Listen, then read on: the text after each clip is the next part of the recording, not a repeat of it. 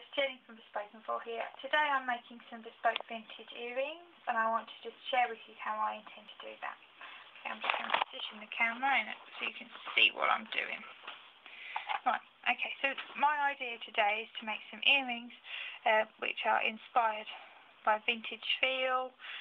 They're lovely and delicate and flowy, they've got a good sway to them. And this is my prototype which I'll be working with. So this includes swarovski pearls, which are these creamy ones, so they're my something new. I then have these fabulous vintage pearls which have this lovely sort of mushroomy golden champagne shade to them, and I'm also using Swarovski crystals and 14 karat gold filled chain and 14 karat gold filled head pins. So I'll just show you where I've got up to so far. The client has requested that the earrings are 6 centimetres long. So using a special tool, I've used this gauge to just help me measure that they're going to be the length that she requires them. Okay, and the things that I'm going to be using to make my earrings today, as you can see, I've got gold filled chain. This is a beautiful fine link chain. I've also got gold filled ear hooks. Ear hooks are the most requested earrings that I make. And I've got some beautiful vintage pearls. These all came off a vintage necklace which needed restringing, and these are excess ones. And I also have some Swarovski pearls. These are in the shade cream, and some Swarovski crystals. And the other item we'll be using today are head pins. You can see they've got a tiny little head on them, which stops the bead falling off. Okay, so I'm just going to show you a few techniques that I'm going to use to make these pins, these earrings. Right, so as you can see so far, I've got at the bottom a faux vintage pearl, followed by 2 more pearls. This one is the faux vintage pearl, and this one of course is my Swarovski crystal pearl. And then I'm just coming up to add in the crystals on. So just to make this symmetrical, I'm going to add another crystal. This is a 6mm bead. Okay, just thread it onto the head pin, like so. And then you're going to take some round nose pliers.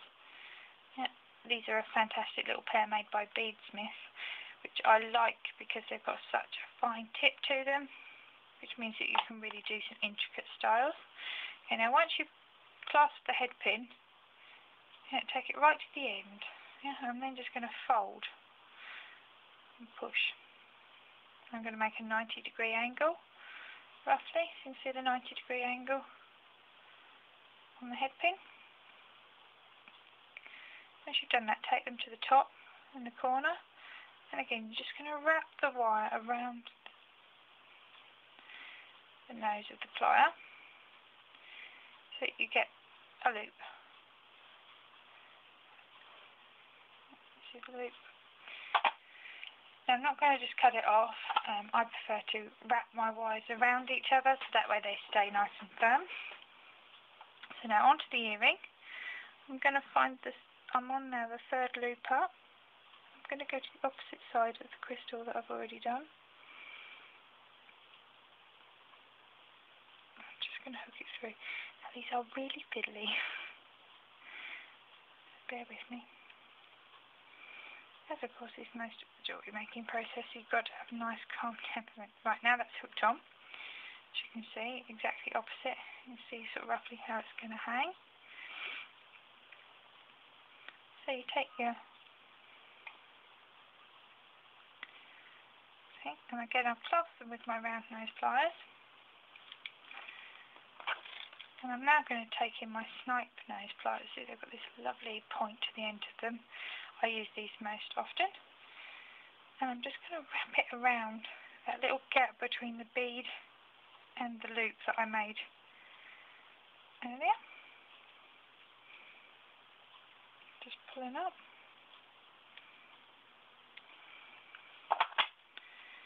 And I'm going to take some flush cutters. I'm just going to snip off that little end of wire. As you can see, you probably can't see too well because it's so intricate, but there's just that tiny little end poking out. So I'm just going to take my pliers and lightly press. Now again, because crystal beads are glass, you don't want to be too rough, otherwise you'll end up chipping all the crystal and you'll end up with a horrible finish.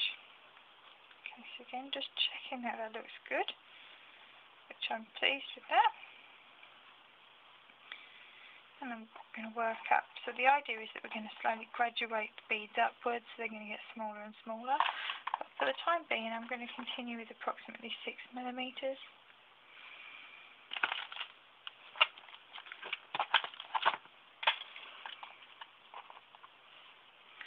Just going to take another photo.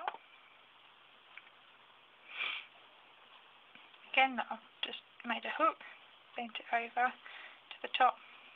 Push it round, make your loop. So with my loop made, just going to add it on to the chain. What I'm trying to do is just get it on the same side as the cream pearl, so that there's a balance, and if all the creams aren't the same side. After all these lovely champagne pearls. Oh, the other side as well. I'm wrapping it around. Again, the joy of wrapping it around is that although it's going to take me longer to make these earrings, I know that the pearls aren't as likely to fall off, or the wires won't stretch open.